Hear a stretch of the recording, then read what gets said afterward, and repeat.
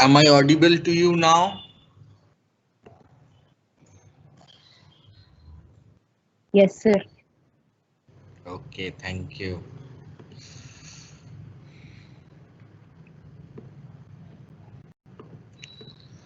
So yesterday we started our discussion related to geometric design of track, and we stopped where we were discussing about the different elements for which we do the geometric design.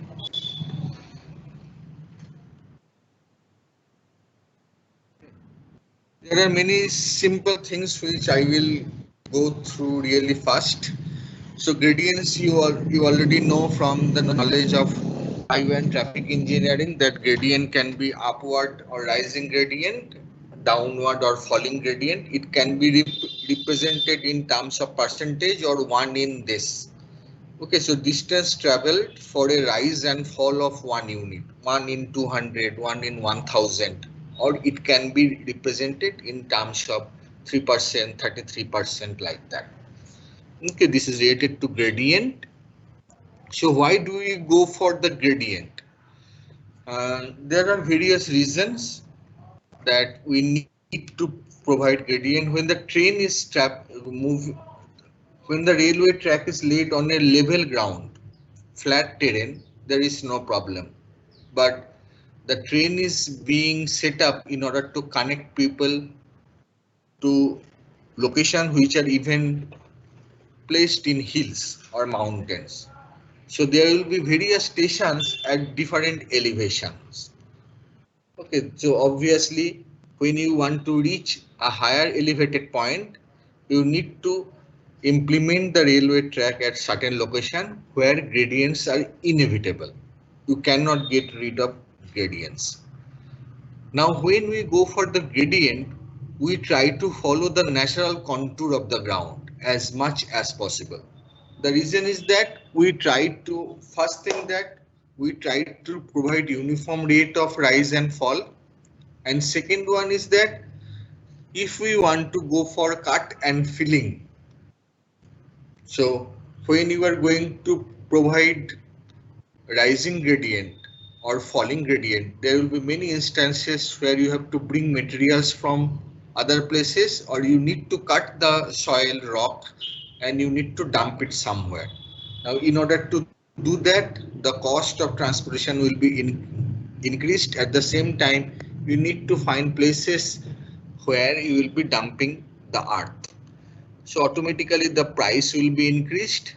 So in case of reducing the cost of earthwork, we have something which is known as mass hall diagram. So this is not very common in academia, but if you join industry or you work for certain consultant, you will be able to know that we want to optimize the cost. So there is graph which is given here. Um, these are basically the points. This is how much amount of earthwork we need to move, either bring or you have to throw. So in that way, we try to optimize the overall cost so that the construction cost or maintenance cost is going to be minimized. So contour, I believe all of you are familiar with the word contour. It is basically a line which is joining the points of equal elevation. And now whenever we call elevation, this is with respect to some reference line. In case of elevation, it is generally the mean sea level, MSL. If you travel to any railway station where the signboard is given, you will be able to see that for each railway station at the signboard where name is given in Hindi, English and any other local language, at the bottom part right hand side, you will be able to see in smaller font MSL is given. Like elevation of that particular location with respect to the MSL is given. So gradient. Now, what are the different types of gradient that we see in case of railway engineering? Anybody remember the gradients in case of transportation engineering, highway and traffic engineering? Anybody remember? So first one was ruling. You probably remember that ruling is the maximum one with which we, the engineers, design the roads. then there were something else. There were extraordinary, there were limiting, there were minimum. Okay. So in case of railway engineering, we have ruling gradient, we have momentum gradient, we have pusher or helper gradient, and similar to transportation engineering, we have minimum gradient as well. Sorry. So that is the gradient in station yards. So let us see one by one what do they imply. So first one is ruling gradient, similar to transportation engineering. It is the maximum gradient that you can provide for a particular railway track. So it is the steepest one, okay, that exists in a section. Now it will be dictating how much load a train can carry.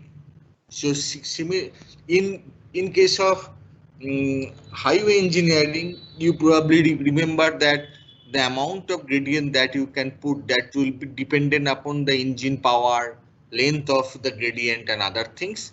In case of railway engineering also, we need to see the power of the locomotive in terms of horsepower. Okay, so the engine should have enough power to pull the load over the ruling gradient at maximum permissible speed. Okay, for that particular section.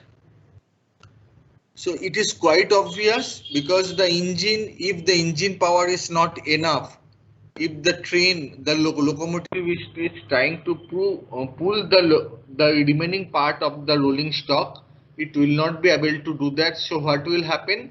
It will be going in the backward direction. So when we think about the ruling gradient, the first thing we need to consider is the power of the engine that we are using. Second one is length. Okay, whether you have to go for 100 meter or you need to go for 500 meter. So when it is longer, obviously you expect that the engine power should be much higher. Otherwise, again, same kind of phenomenon will occur. The train will be moving in the backward direction. And last one is with respect to the gradients on both sides. So not only 100 meter or 500 meter, not only about the engine power, but what is lying there after this point or after or before this point. So whether we have flatter gradient or here also we have some steep gradient, that also dictates or influence what is the amount of ruling gradient we can provide. So in case of the resistances, tractive resistances that we have discussed earlier, we have seen that when there is a gradient, there is extra amount of resistances that is being added in the derivation. So if we call that delta P, the amount which is extra force that is required to pull a train of weight W. So it is delta P, which is W sine theta. You have seen the diagram. So W sine theta, when this theta is very small, it is equal to tan theta. And finally, the equation that you have used in order to solve the tractive resistances problem was W multiplied by G. Now, Indian Railway, they tried to see that what kind of ruling gradient we can provide. Can we provide one single value, or we just define the ranges? Now, after looking at the special characteristics of this particular country, they did not specify any fixed ruling gradient because there are enormous variation. What kind of variation? First one is the topography, the physical features of the country. We have mountains, we have sea, we have plain, we have location where you can expect the rolling terrain. Okay, so we have different kind of terrains, geographical location across India. Second one is traffic plying on various routes. So we have broad gauge, meter gauge, two types of narrow gauge 1, narrow gauge 2. So these are still there because speed and traffic density are different for different routes. And third one is the type of locomotive that we have used. So you have submitted one tutorial sheet where you have compared the differences between the three different types of locomotive we still use in India. So steam locomotive, which are mainly common in the hilly region nowadays, then diesel locomotive, and last one is electric locomotive. Okay, so they have special characteristics, their speed, their hauling capacity, the duration, flexibility, everything is different for different types of rail section. So these three, so all of this factor compels the India Railway not to specify any value for the ruling gradient. So what do we do in case of Indian Railway? We provide the ranges. So in plain terrain, it is 1 in 150 to 1 in 250. In case of hilly terrain, it is 1 in 100 to 1 in 150. So you can understand that when it is 1 in 250, okay, and 1 in 150, it should be opposite, right? So suppose I am taking this example and I am taking this one. तो आप ये सोच सकते हो कि ये 250 के लिए एक, okay, so this is comparatively flatter, this is 1 के लिए एक, so this is comparatively steeper. ये तो अलग होना चाहिए, ये तो इधर आना चाहिए, ये इधर आना चाहिए. Is it correct? What is the justification? उल्टा क्यों नहीं किया हम लोगों ने? Why did not we do opposite? Why flatter in case of plain? Why steeper in case of hilly terrain? Or suppose why we do not go for 250 in both the cases? Why it is not flatter in hilly region as well? Any guess? Any try?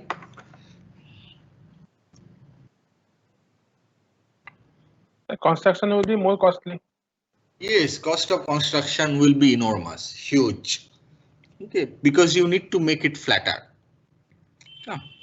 So for example, suppose this is 1 in 100 and you thought that for making 1 in 100, you need special kind of locomotive with huge power, this, that. So you thought that you will make it 1 in 250. Okay, so now you need to remove huge amount of earth, soil, rock from a places, or you need to bring from some distance places. So cost will automatically increase. Now, whenever we are saying ruling gradient, so this is maximum permissible gradient. So obviously any other gradient provided in that section, so we are talking about section, should not be greater than the ruling value. Okay, so the gradient that we are providing for a particular section, okay, should not be more than the maximum value we are providing.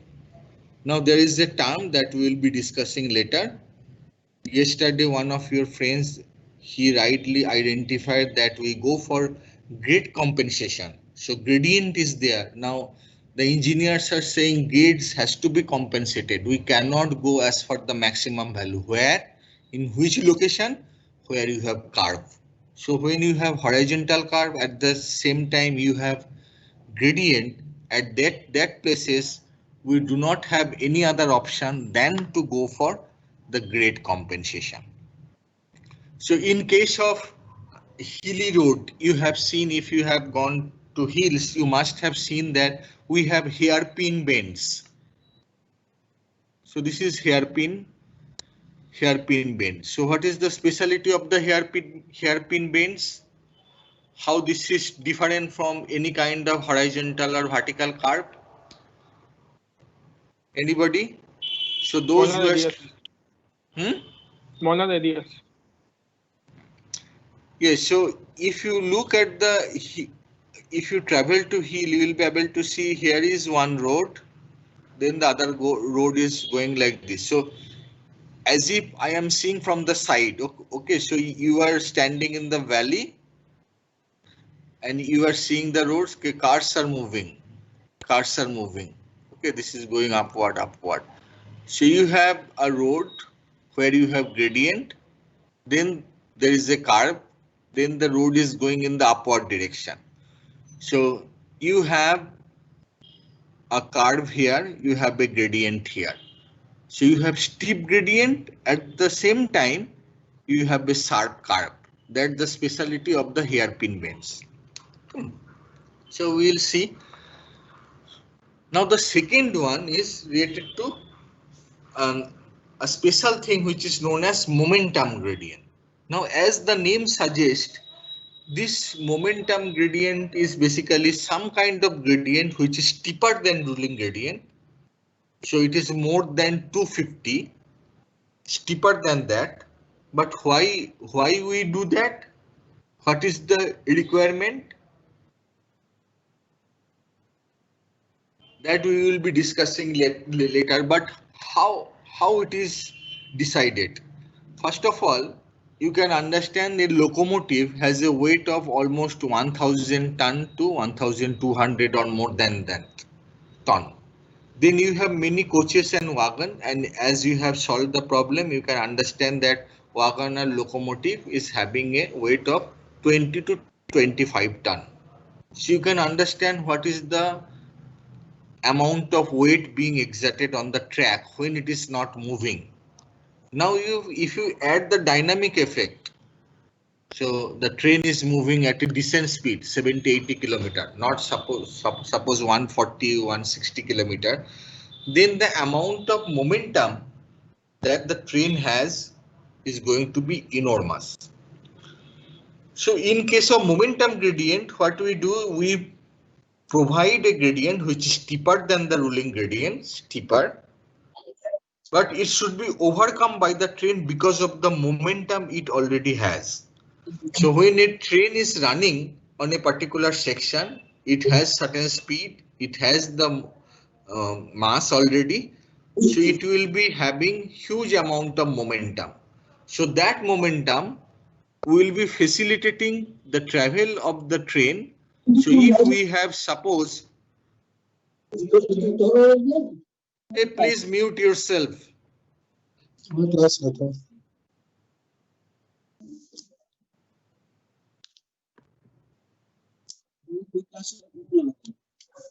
Just hold on.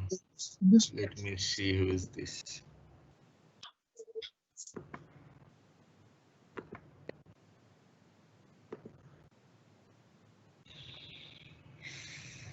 No.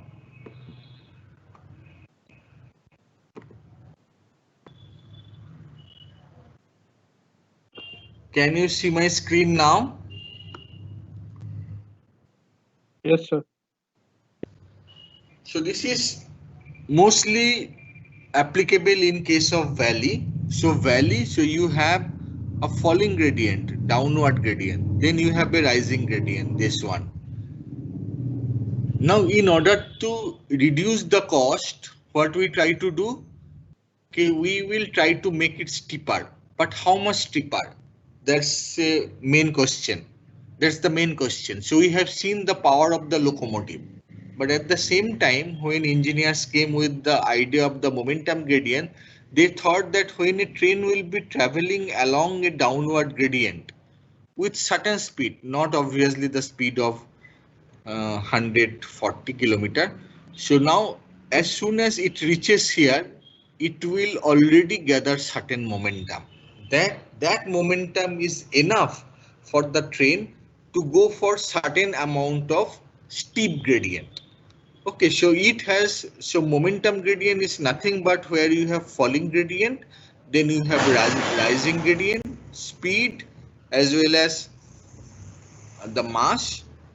Okay, so that ultimately will provide additional kinetic energy to the train, which will help the train to travel along a steeper gradient than the ruling gradient.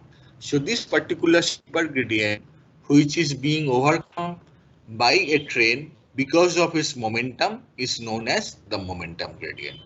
Now, whenever you have this kind of gradient, what you have to do, that in between there should not be something which is going to hamper the speed of the train. So it means that you do not put something during this descending journey that will force the driver to slow down. So what does it mean? What kind of obstacle I am trying to refer? Which obstacle? क्या obstacle हो सकता है? Psychological. Or so here you can see some signboards, Signals. right? Signals, exactly. Signals. Okay. So these obstacles are basically signals. So we have talked about track circuiting. So track circuiting is going to say you whether a particular block or a section is occupied by a train. Now suppose when you have the track circuiting, you have a signal which shows red light or the green light. You provide one signal here, suppose. Okay. Now, based upon the occupancy of the ensuing section, the coming section, this signal might change. So there can be instances that suddenly the signal become red. So what will happen? The driver will be forced to slow down. Now, when it is slowing down, now the train has stopped. Now, when the signal become green, it will be very, very difficult for the train authorities or the driver to come out of this valley. Very much impossible because it is more than the ruling gradient and the momentum which was achieved, which was gathered, accumulated by the train, it is completely gone. So for momentum gradient, we never provide any obstacles. There are signboards you can see, but signboards convey some messages. Signboard says that there is a level crossing coming or this is what is happening, and signboards those are static. Okay, but signal it is dynamic in nature. It keeps changing. So that's why no obstacle means it is signal, rightly identified by one of the students. Okay, the third gradient in case of railway engineering is known as pusher gradient. Pusher, or the other name which I have showed you earlier is helper gradient. So that gives you some idea that what it can be related to. So here also it is steeper than the ruling gradient. It is mainly prevalent in the hilly region, the mountainous terrain. So rate of rise of the terrain is very much important. For this kind of pusher gradient, we need to make sure that the length of the railway line where you have the pusher gradient is much smaller. Okay, the reason is that you need to cut short the budget, the overall cost. In case of highway engineering, you remember that it was ruling gradient, it was limiting gradient, the third one was extraordinary gradient. Extraordinary gradient was even steeper than the limiting gradient. And one of the condition was that you cannot have it more than 100 meter. Okay, so that says that there is some relevance with respect to the cost, with respect to the engine power of the vehicle and the allied factors.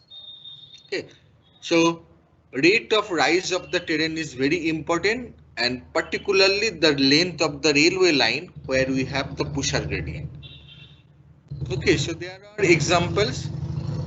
Western Ghat with BG track 1 in 37. You can understand when we were talking about ruling gradient, we said 1 in 100 in case of hilly region, 1 in 100 to 1 in 150. In case of level terrain, 1 in 150 to 1 in 250. Here we are talking about 1 in 37 or 1 in 25. So much steeper than the ruling gradient that we have seen earlier. Okay, so this is Darjeeling, narrow gauge. This is Western Ghat, broad gauge. Nilgiri Rails, Kalka, Shimla, and you know that these are World Heritage Site. Darjeeling Railway, narrow gauge. Nilgiri Railway, it is combination of narrow gauge. Even there are other gauges. In case of Kalka, Shimla, it is completely narrow gauge. Okay, so these are the places where you have the pusher gradient. So you can understand that it is steeper than that. So what is the way out?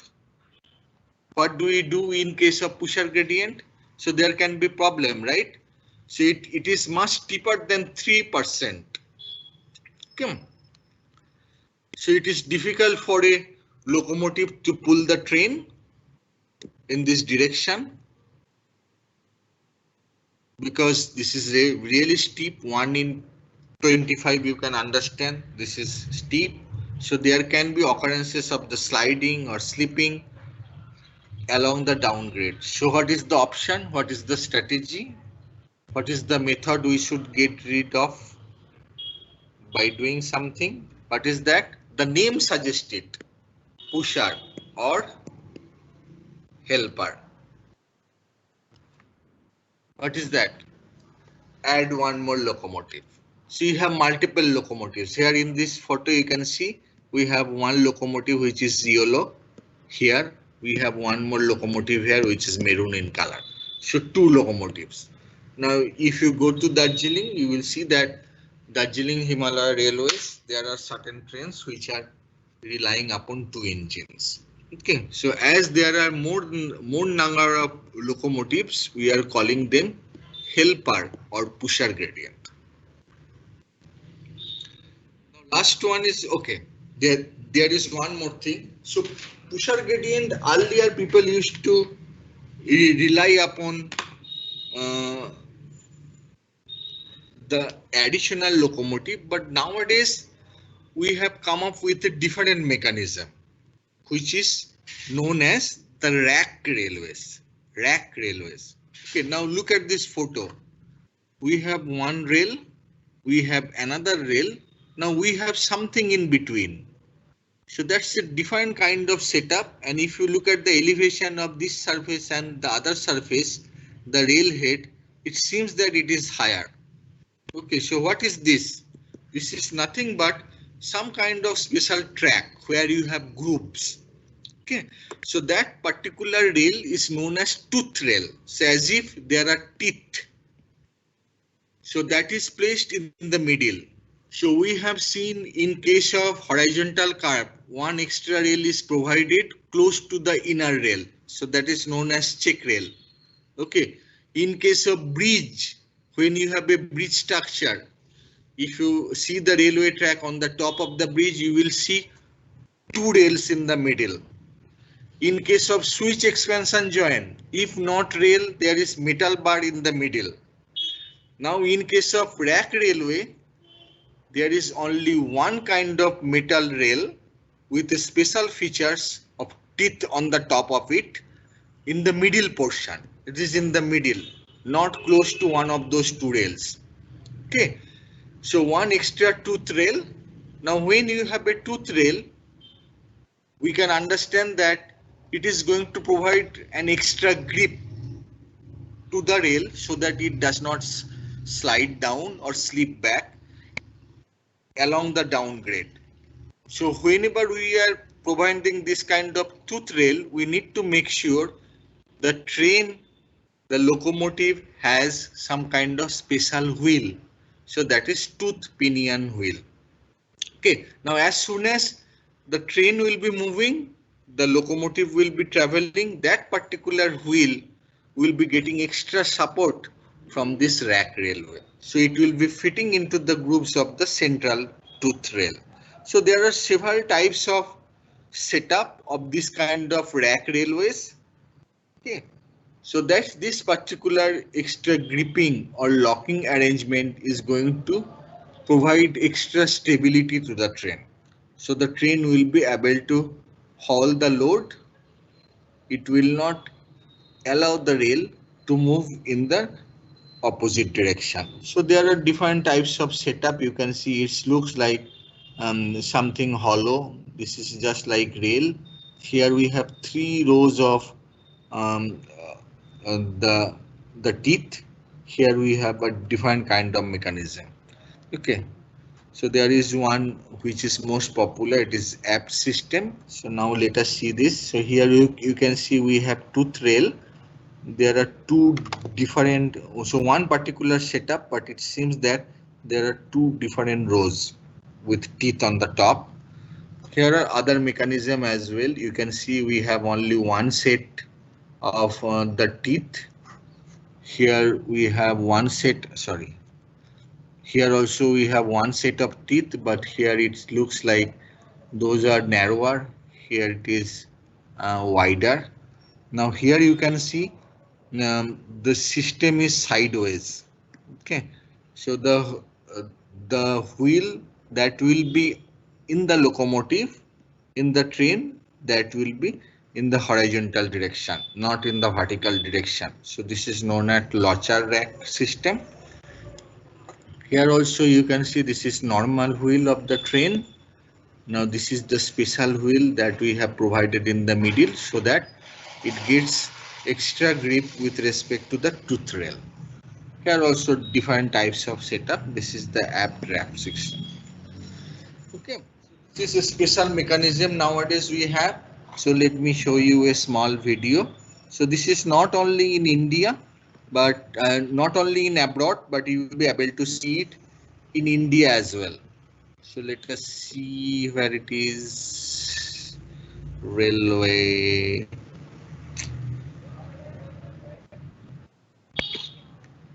Is that? Yes.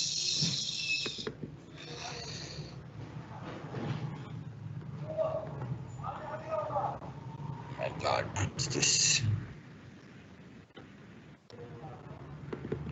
How to make it full screen?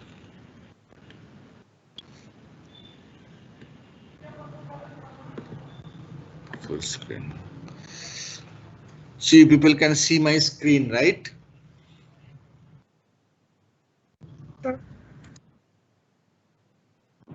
So it is a really long video, so I will cut it short. So this is actually the Nilgiri railways. So train is moving. You can see that for this particular setup, the locomotive is fixed at the end. Okay, so instead of pulling, it is basically pushing. Here we have same flat area. Flat area.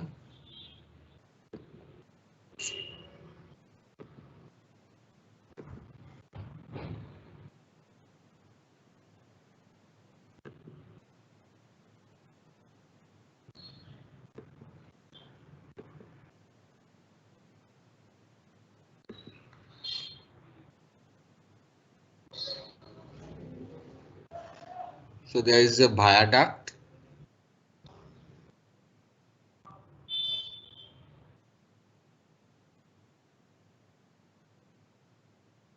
Now try to see the railway track. You will be able to see that the tooth rail is positioned in the middle.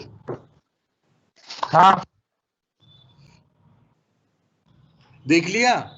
हाँ बोला आपने? अच्छा ठीक है.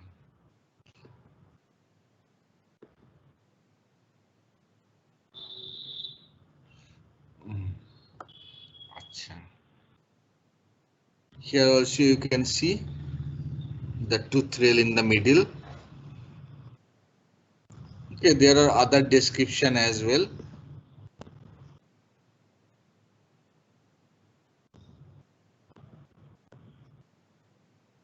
But I will go at the end again.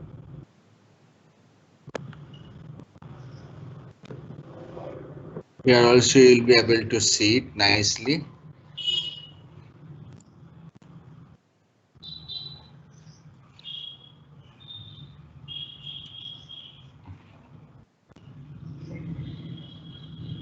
Where it is.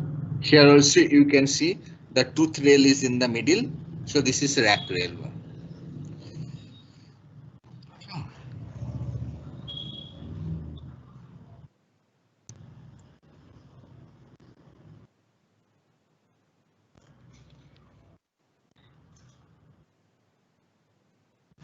Okay, so let me go back to the slides once again. And the last one is the minimum gradient or the gradient at the station yards. Anybody remember why we provided minimum gradient in case of highway?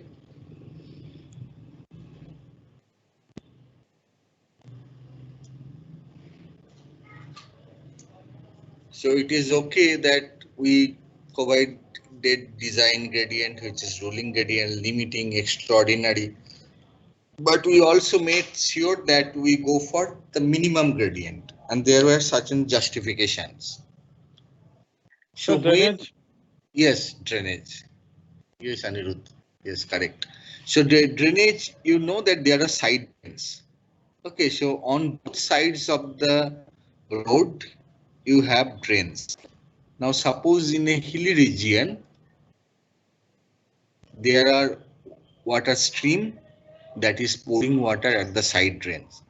So you have side drains on the left hand side, on the hill side.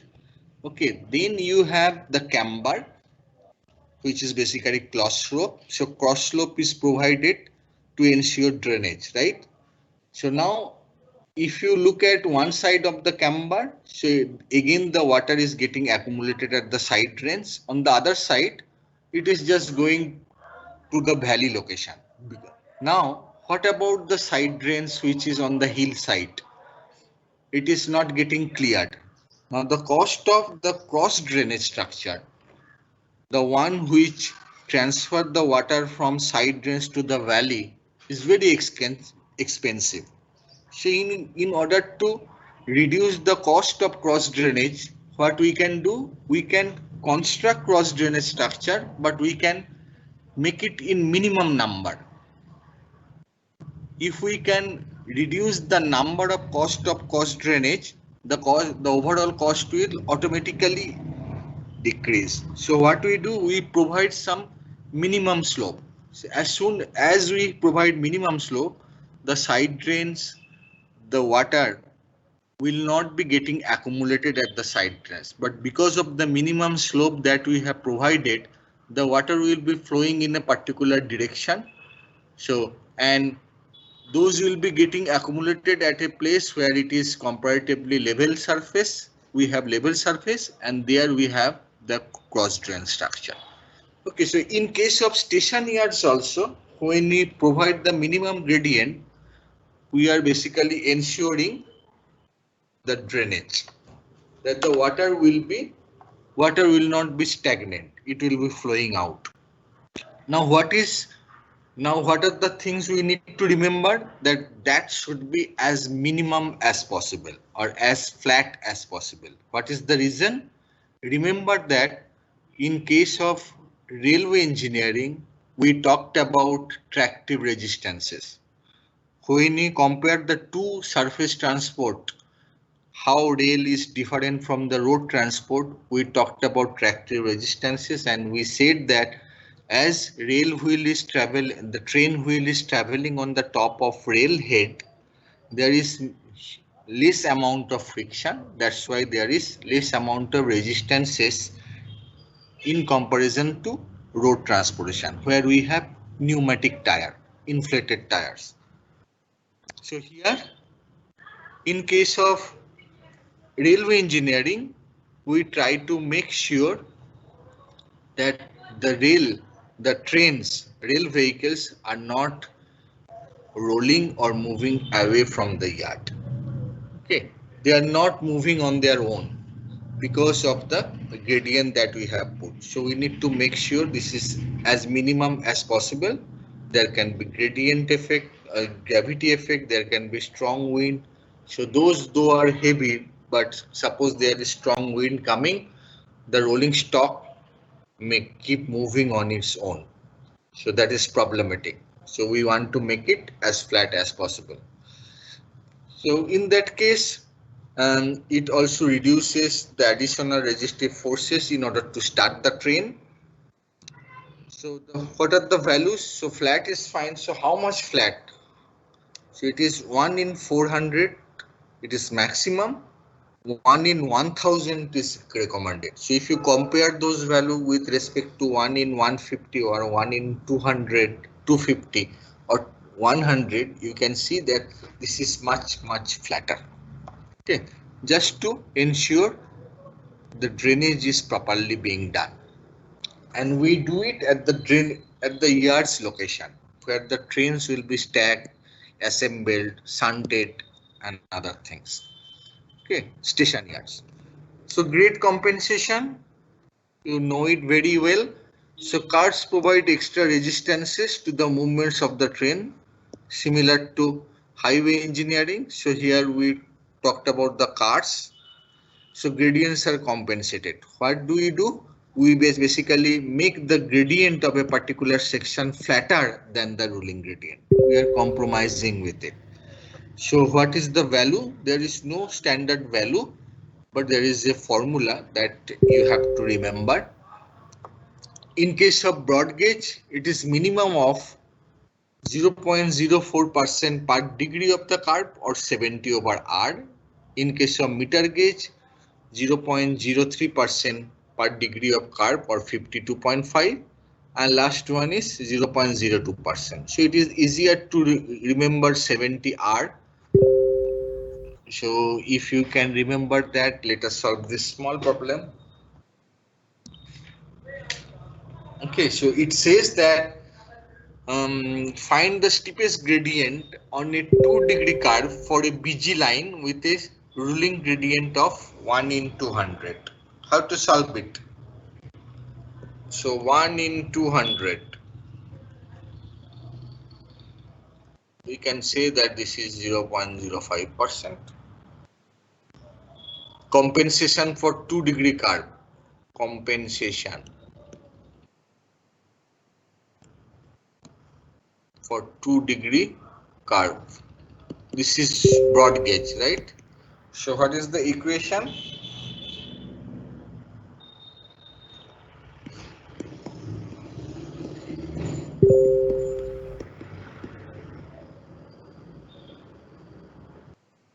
Yeah.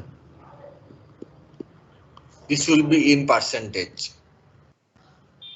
So what is compensated gradient?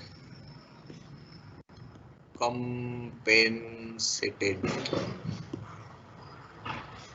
gradient. It's basically 0.5 minus 0.08.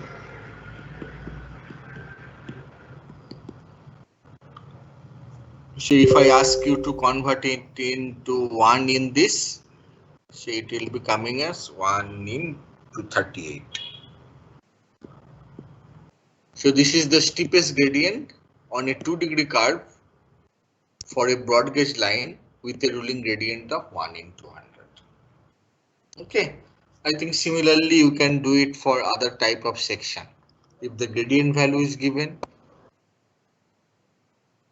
the degree value is given, we will be able to do it. Now curves, there are horizontal curves, there are vertical curve. Horizontal curve basically helps in to change the direction of the movement of the train. So why do we need to change the direction of the train movement? Anybody remember the highway alignment chapter, that there are various factors which will be affecting the alignment of the road section. So in case of horizontal curve, you can see that at many places if we go straight, the road will be shorter, but we are moving it further away from the track. So this is longer. At the same time, we are providing curve where we have to restrict the speed. So why we are doing it? Why there is a requirement for the shift? Is there any special thing? Can you remember any points that you have learned during the highway engineering class?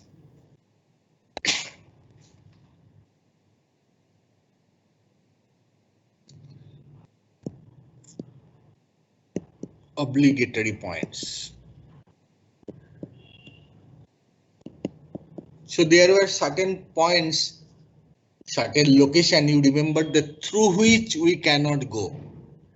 And there were certain location through which you have to go. Okay, that actually dictates what will be the alignment of the rail track. So if you have a rail line is in the straight direction. Now there is a station, or there is a particular water body, or there is a religious place, a temple or graveyard or anything. So you have to avoid it, or you have to pass through it. So then we will be requiring to shift our railway track. Now in case of vertical curve, we have one gradient, we have another gradient. Now you can see that if we do not provide a vertical curve, then the movement of the train will not be smooth. Okay, so by providing the vertical curve, we join the two gradients and make sure that the movement of the train is smoother. Now, what are the problems of having the curve? One thing we have seen earlier is unequal distribution of load. When we talked about the curve resistances, you remember that we were saying that what will be the problem is more super elevation has been provided than what is required, or less super elevation has been provided at the site than the required super elevation. So in that case, there will be unequal distribution of the load. Sometime inner rail will be having more pressure, sometime outer rail will be experiencing more pressure. So unequal distribution of load. There are chances of derailment and overturning if you do not control the speed. Running will not be smooth on curvature. You have seen that whenever a train negotiates a horizontal curve or vertical curve, there will be extra resistances that will be getting generated. Many fittings are required because those are the local location, those are problematic, weaker location. So cost is going to increase, and at the same time, not only cost, you need to go for their maintenance. So regularly you have to send the labor or you have to send a machine to check the fittings are in proper order. And last one is problem related to use of the heavy locomotive. So the effect of the centrifugal force radial acceleration will be much higher in case of the heavy locomotive. So that's why we do not want to see curves. And at the same time, from the era of high speed train or bullet train, you people are working on that. So you can understand that we can never achieve speed if we have sharp curve along our railway track. Okay, so if we have to provide the curve, those has to be really large. Otherwise, the train will not be able to achieve a speed of 250 kilometer, 350 kilometer, or 400 kilometer. Okay, so curve is not desirable, but we need to provide curve. Now there are certain locations where we should not use curve. Restricted location, prohibited location. Example, bridges, tunnels, viaducts. So viaducts, this is an example of viaducts, but interestingly, I have shown you the video. You have probably seen that the viaduct through which the train was descending or ascending, it had a curve. Okay, but the curves are prohibited for such location.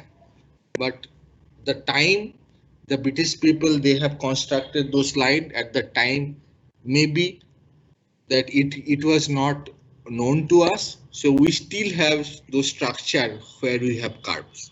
So but in the present situation, we do not recommend the provision of curves in case of bridges, tunnels or viaducts. This is one example of viaducts. So you can see that this is a valley. So the train or road will be constructed on the top of this, which will be allowing the train or the car to travel from one side of the valley to the other side. Bridge approaches, not only bridge but approaches of the bridge, level crossing where the normal road is going to cut the railway line, deep cutting where you have to remove huge amount of soil, earthwork. We do not permit the installation of the curves, the implementation of the curve, steep gradient, downward gradient or upward gradient, which is very steep in nature. We do not recommend curve. If we have to go, we have to go for the compensation of the gradient. Station yards. Here also we do not encourage the implementation of the curves. And last one is yards approach. So yards and approaches of the yards, bridge, approaches of the bridge, tunnel, viaduct, level crossing, deep cutting, steep gradient. I am left with only 2-3 minutes. So radius or degree of curve, what it is. So curves in case of railway are generally circular. If you have seen the video minutely, you have observed that this is circular in nature. So the requirement in case of railway engineering is that the curve should have same radius on each point on it. So that's why circular is better. Radius of curvature. This is the angle subtended at the center by a chord of 100 feet or 30.48 meter length. I believe all of you know this definition from your survey knowledge. So there is a photo in the next page. So this is circumference of the curve. This is 100 feet. This is actually the angle which is being created at the center. So this is known as degree of curve. So there is a formula. D is equal to 1750 divided by R. How is it coming? So circumference of a circle, what it is? 2 pi R. What is the angle subtended by center by a circle with this circumference? It is 360 degree. So now what is the angle when you have an arc of 30.48? It is nothing but 360 degree divided by 2 pi R multiplied by 30.48. So if you use your calculator, you will be able to see it is approximately 1750 divided by R, where R is in meter. Okay, so let us stop here. So yesterday I did not share the slides, but this evening I will share the slides with you so that you can start reading the slides related to the geometric design. Okay, so now I will take the attendance.